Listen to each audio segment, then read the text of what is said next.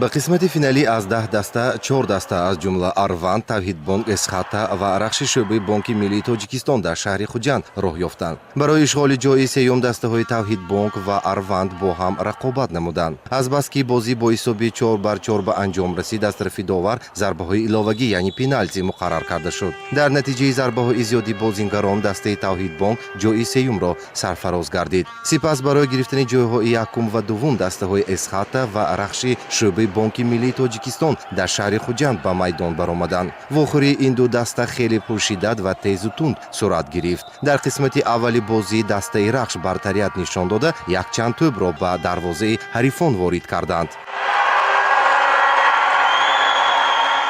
قسمت دومی بازی نیز خیلی شوق‌آور گذشت. بازیگران هر دو دسته کوشش نمودند که شماری بیشتری توپ‌ها را وارد سازند. در این قسمت به بازیگران دسته اسخاته میسر گردید که به دروازه رقیبانشان تنها یک توپ را وارد نمایند. نهایت واخری این دو دسته با حساب 5-1 به فایده دسته رخش شعبه بانک ملی تاجیکستان در شهر خوجند به آخر رسید.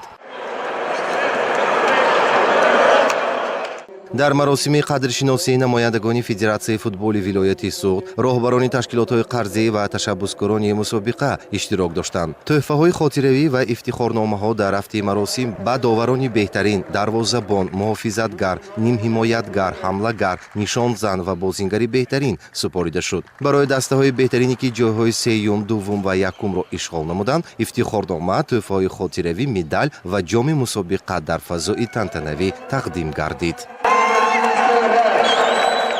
چرا که می‌دونیم این ورزش گروی سلامتی است. این برای طرز سالمی هر یک انسان فایده کلان می‌آورد. دسته رخش شعبه منتخبی تا این جانب زیاده در فوتبال طولانی 15 مرتبه عنوان قهرمانی را به دست آورده است.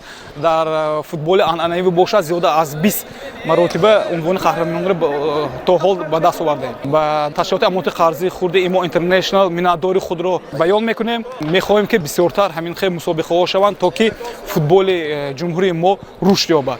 لازم به یادآوری است که مسابقه مذکور با تشبث تشکیلات امانتی قرضی خرد ایمان اینترنشنال جریان گرفته، آن به 25 سالگی تأسیس یابی این تشکیلات بخشیده شد و برگزاری چنین مسابقه ها در آینده نیز پیش بینی گردیده است. نسیم عبدالله‌زاده، مظفر صابرов برای برنامه اطلاعاتی اخبار.